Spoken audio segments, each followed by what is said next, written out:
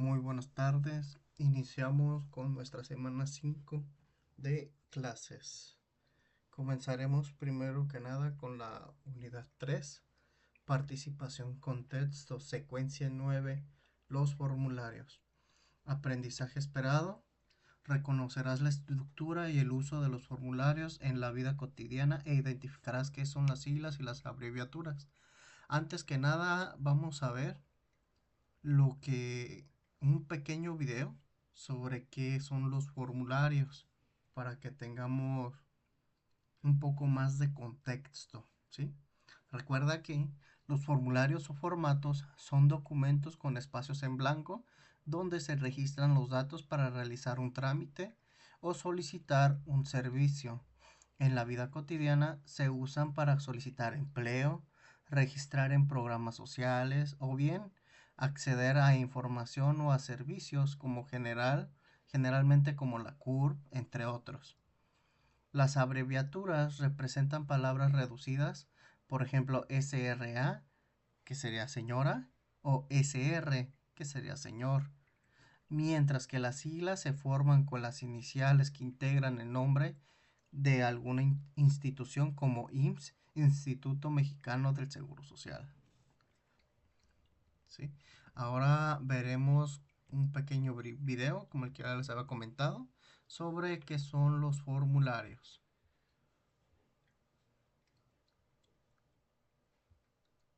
Sobre los formularios.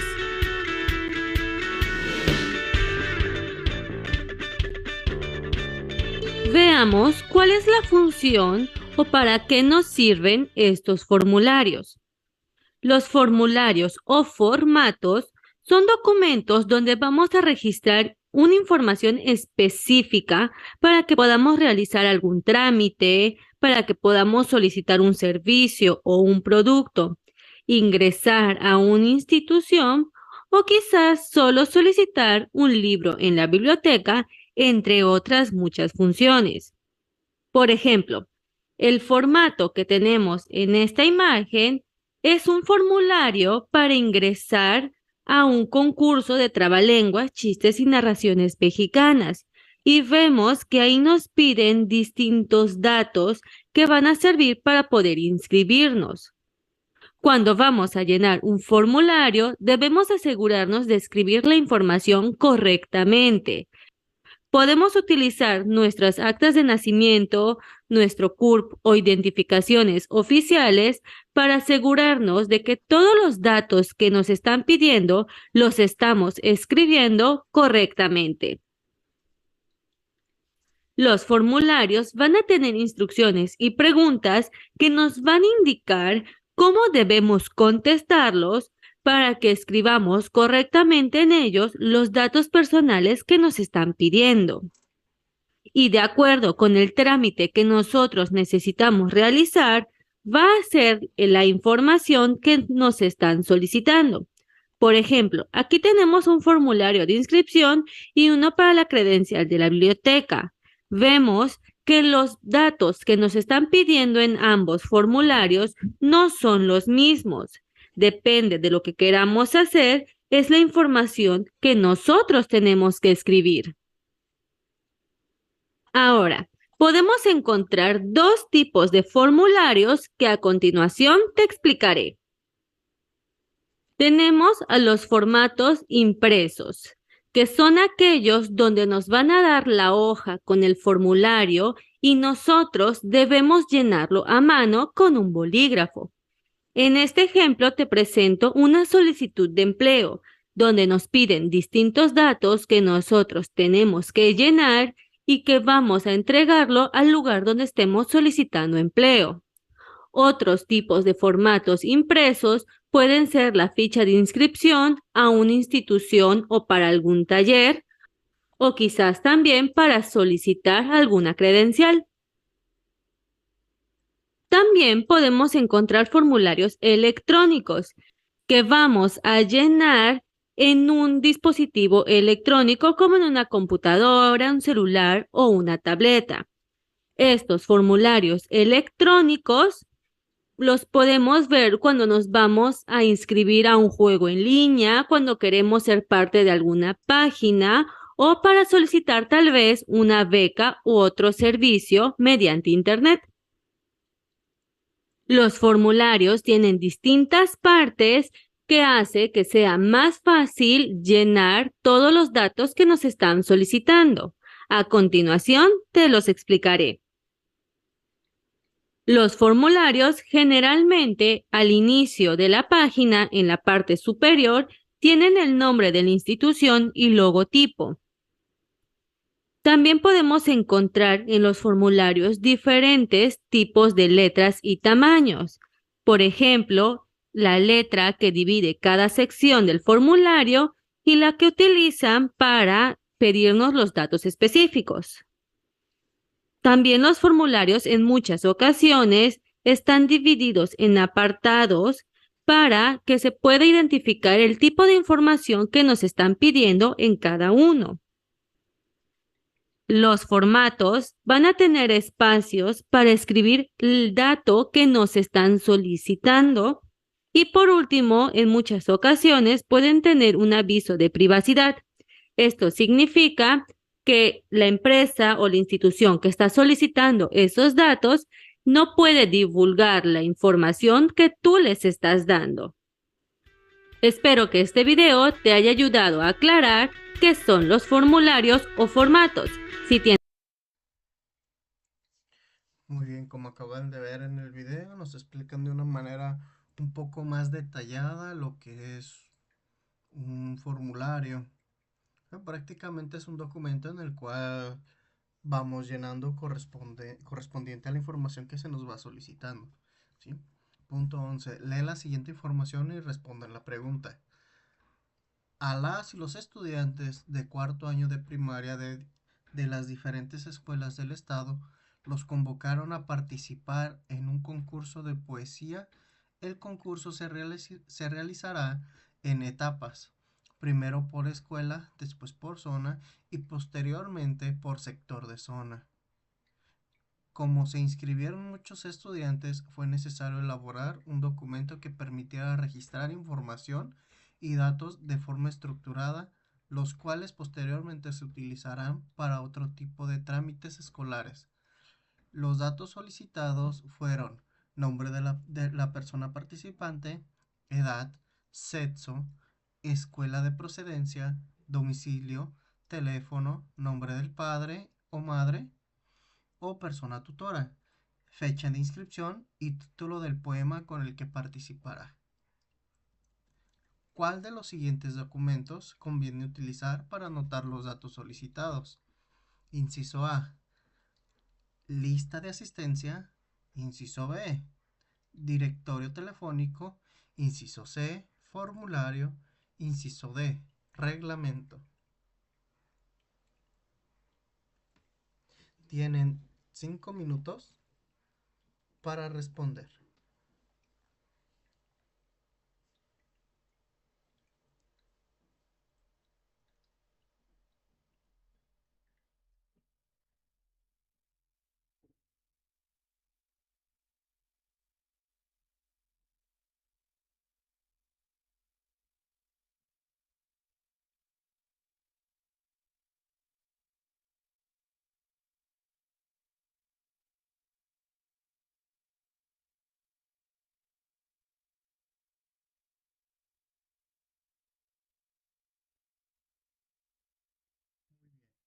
Continuemos. La respuesta correcta es la C. ¿Sí? Ahora lo analizaremos. ¿Sí? La lista de asistencia, que sería el inciso A, registra presencia o ausencia. El directorio telefónico, que es el inciso B, guarda datos de contacto. El reglamento, que es el inciso D, establece normas. Solamente el formulario está diseñado para anotar datos solicitados de manera estructurada. Continuemos con el punto 12. Lee los anunciados y elige la opción que incluye las siglas de las instituciones que se mencionan. Sandra estudiará una ingeniería en el Instituto Politécnico Nacional. Abigail interpondrá una denuncia ante la Comisión Nacional de Derechos Humanos. ¿Cuál de los siguientes incisos corresponde a las siglas que se mencionan en los puntos anteriores? Inciso A, CNDH, INAH, B, IPN, CNDH, C, CDI, INEGI, D, CEMIC, INEA. Tienen un minuto para responder.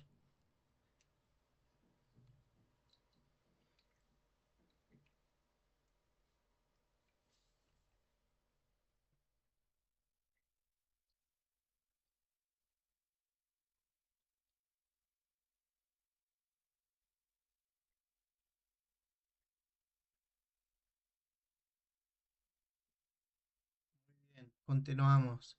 La respuesta correcta es el inciso B, IPN, CNDH.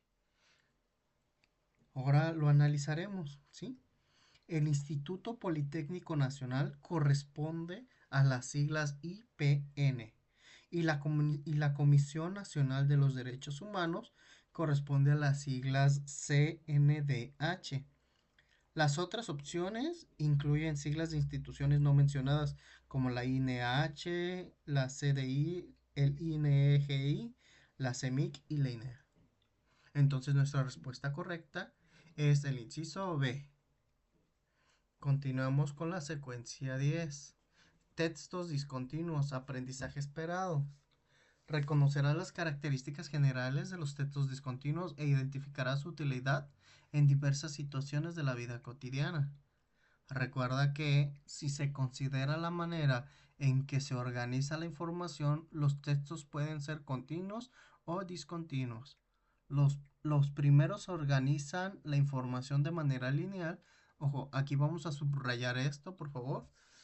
Mientras que los segundos presentan la información en tablas, cuadros, diagramas y esquemas para facilitar la localización de información.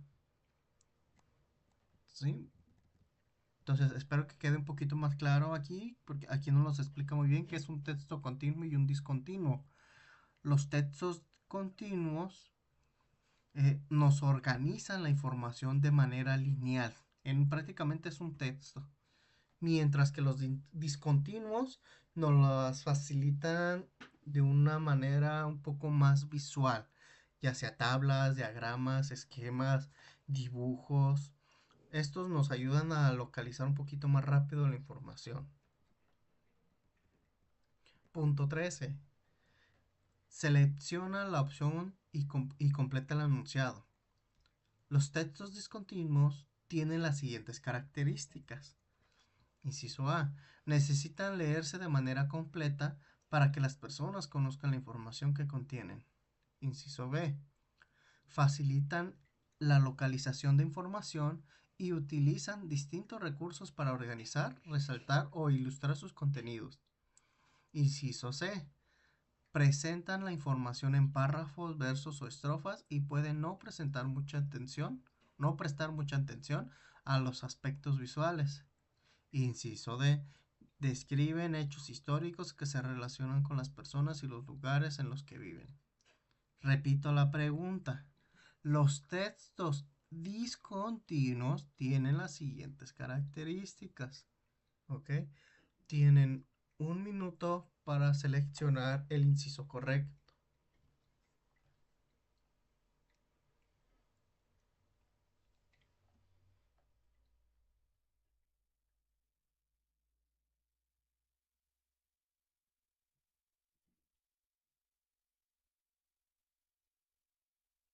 Muy bien, continuamos. La respuesta correcta es el inciso B. Facilitan la localización de información y utilizan distintos recursos para organizar, resaltar o ilustrar sus contenidos. Ahora vamos a analizar todas las opciones. La opción A describe textos continuos y que requieren lectura completa. ¿Sí? La opción C se refiere a textos literarios o narrativos que suelen presentar información en párrafos, versos o estrofas y no siempre priorizan el aspecto visual. La opción D corresponde a textos históricos o descriptivos, no a las características definitorias de los discontinuos. Los textos discontinuos, como tablas, gráficos, formularios o listas, están diseñados para facilitar la búsqueda de información rápida y utilizan recursos visuales como encabezados, viñetas o colores para organizar su contenido, lo que coincide exactamente con la opción B. Continuamos con el siguiente punto, que sería el punto 14. Lee las siguientes situaciones y selecciona la opción en la que se usa un texto discontinuo.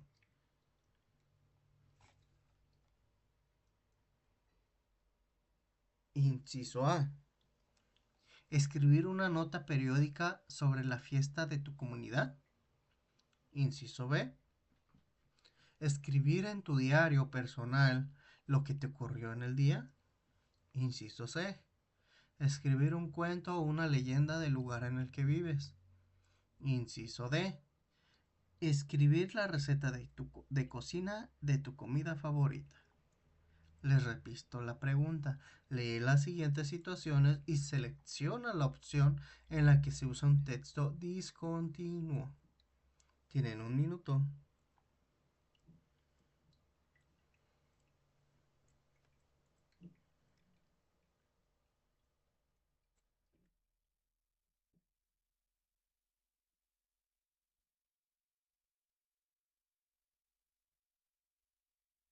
Muy bien, continuamos.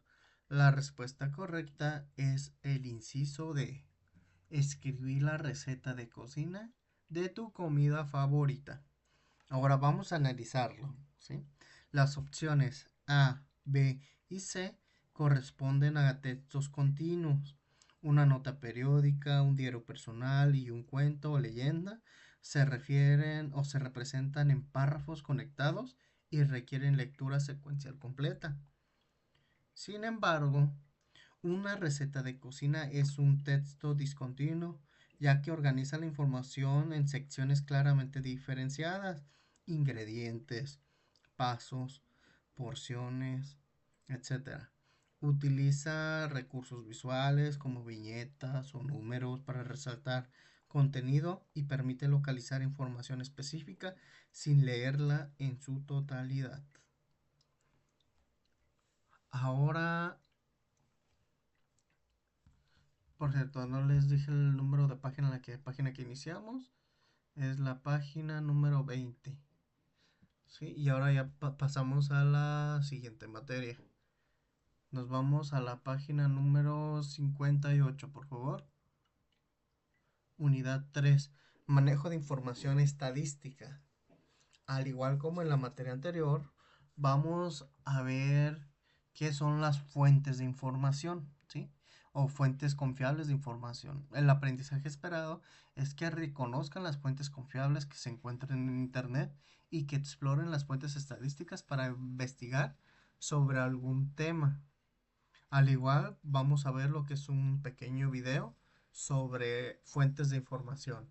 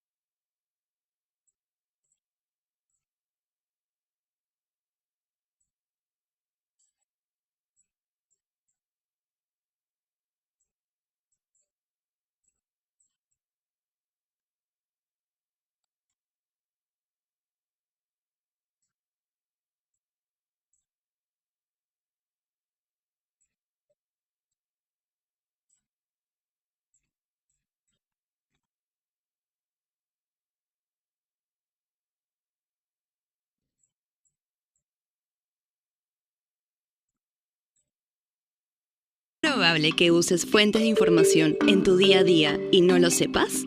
Así es. Desde un libro hasta una receta de cocina, las fuentes de información están presentes. Pero, ¿qué son las fuentes de información? Son documentos de distintos tipos y orígenes que proveen datos y recursos sobre un tema o área determinada. En otras palabras, es todo aquello que nos proporciona datos para reconstruir los hechos y las bases del conocimiento. Según el nivel de información, pueden ser clasificadas como primarias, secundarias o terciarias. Fuentes de información primarias. Las fuentes de información primarias son la información original, directa y no interpretada. Es decir, son datos recopilados de la fuente original que no han pasado por ninguna mediación o interpretación. Estos datos pueden incluir entrevistas, encuestas, observaciones directas, diarios personales, documentos oficiales y registros públicos, entre otros. Algunos ejemplos concretos de fuentes primarias son las actas de nacimiento, las grabaciones de audio o video de una entrevista, las fotografías originales, los documentos de una investigación, los estudios de casos y los experimentos científicos. Crear un currículum vitae no es tarea fácil. Encontrar las palabras adecuadas, usar los mejores... Fuentes de información secundarias. Las fuentes secundarias son aquellos datos que provienen de la interpretación y análisis de las fuentes primarias. Estos datos pueden incluir libros, artículos de investigación, informes, enciclopedias, diccionarios, biografías, tesis y otros textos escritos. Algunos ejemplos concretos de fuentes secundarias son los libros de texto, los ensayos académicos, los artículos periodísticos, los informes de investigaciones previas y las reseñas de libros. Fuentes de información terciarias. Por otro lado, las fuentes terciarias son aquellas que compilan información de fuentes primarias y secundarias para ofrecer un panorama general de un tema, pero no aportan información nueva u original. Estas fuentes suelen presentarse en forma de enciclopedias, diccionarios temáticos, atlas, bibliografías, guías de referencia y directorios. Algunos ejemplos concretos de fuentes terciarias son las enciclopedias o catálogos en línea, los diccionarios especializados, los atlas geográficos y las bibliografías temáticas. Para que esto quede claro, veámoslo en un ejemplo. Imagina que necesitamos recopilar información del 2019 sobre la producción de quinoa en las localidades de Puno y Ayacucho. ¿Qué fuentes de información podríamos usar?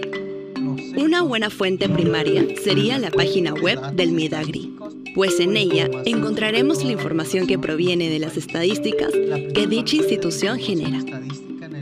Estos documentos contienen información original, que ha sido publicada por primera vez y que no ha sido interpretada o adaptada por nadie más.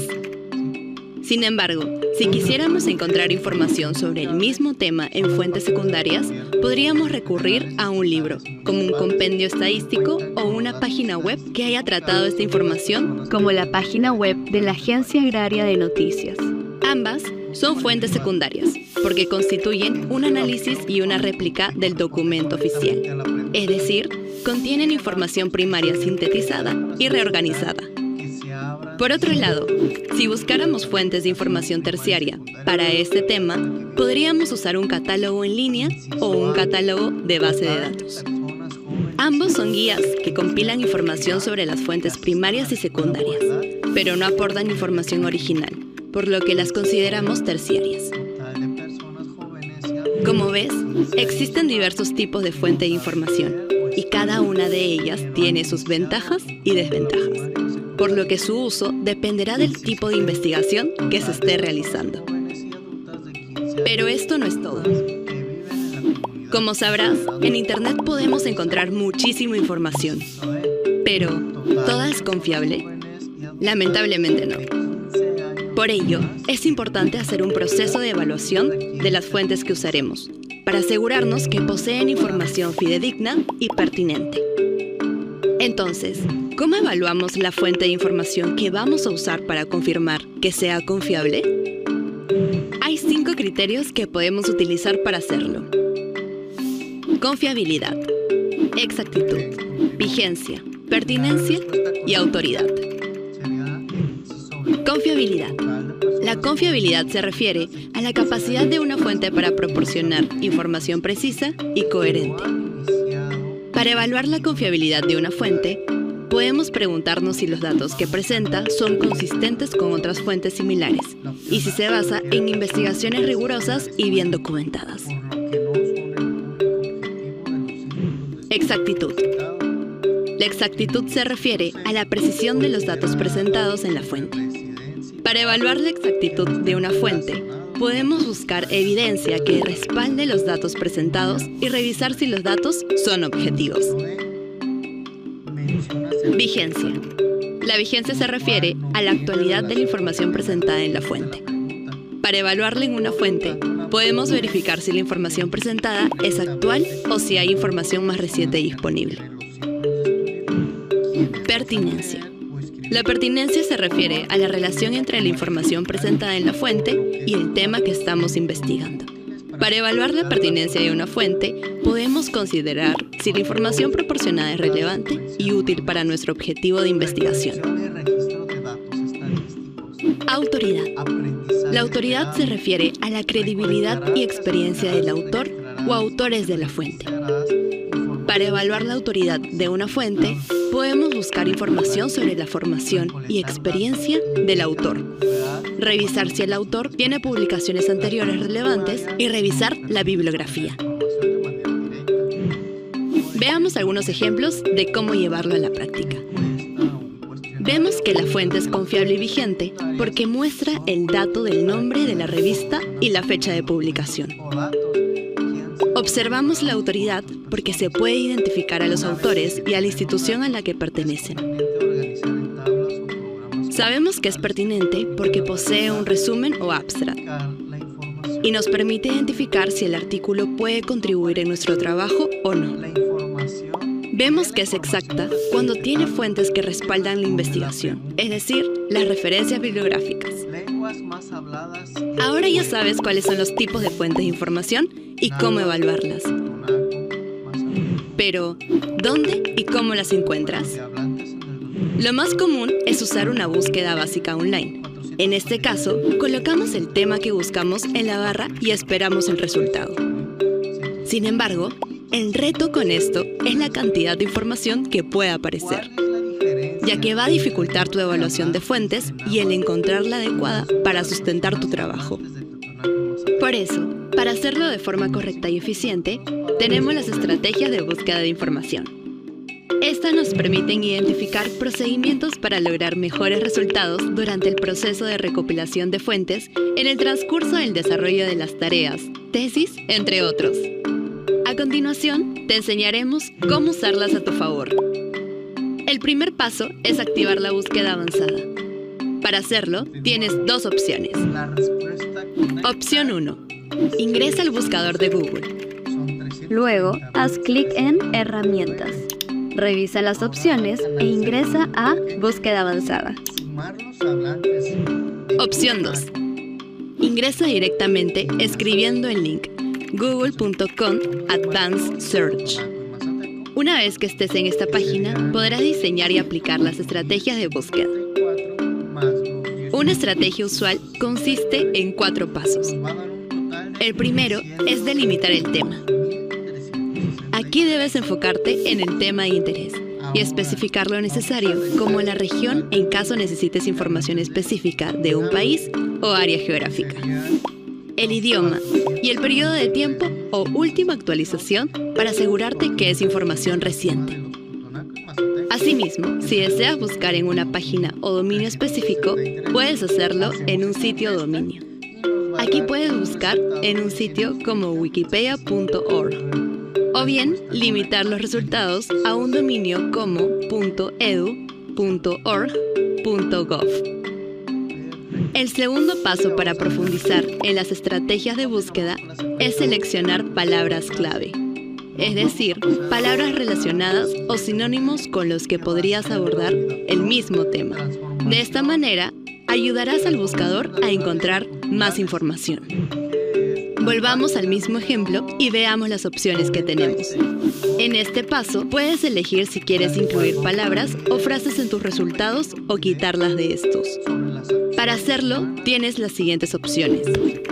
Todas las palabras. Los resultados incluyen todas las palabras que ingreses. Esta palabra o frase exactas. Los resultados incluyen una palabra o frase exacta que ingreses. Cualquiera de estas palabras. Los resultados incluyen al menos una de las palabras que ingreses. Ninguna de estas palabras. Los resultados no incluyen ninguna de las palabras que ingreses. Esto sirve para especificar en caso el tema pueda tener diferentes acercamientos. Números del. Los resultados incluyen un número entre los dos números que ingreses. Ahora, aún podemos ir más allá. El tercer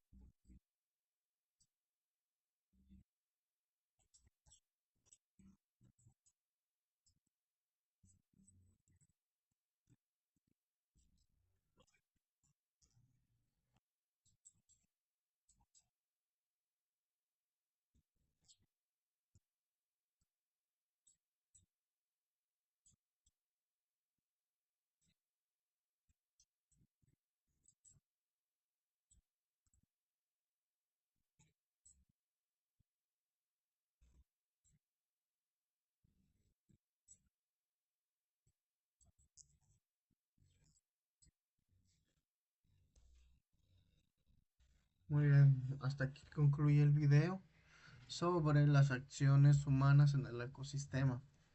Ahora, recuerda que los ecosistemas son lugares donde convivimos las personas, los animales, las plantas y otros seres vivos, con elementos como el aire, el clima, la luz o el relieve.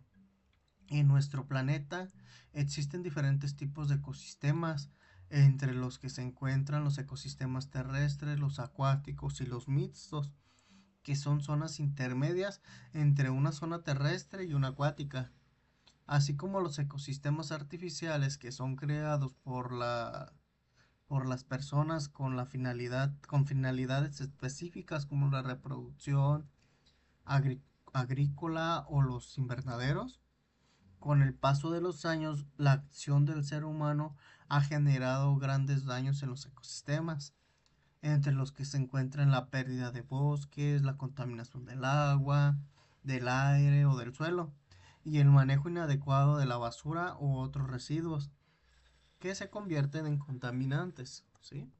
El punto 78. Elige la opción que corresponde a la pregunta correctamente. ¿Qué regiones naturales predominan al sureste de México?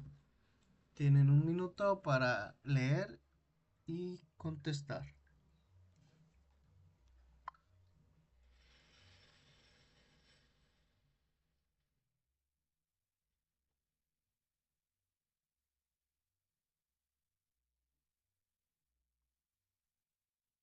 Paso en las estrategias de búsqueda es plantear la búsqueda. Respuesta correcta. En este paso utilizamos diversos operadores.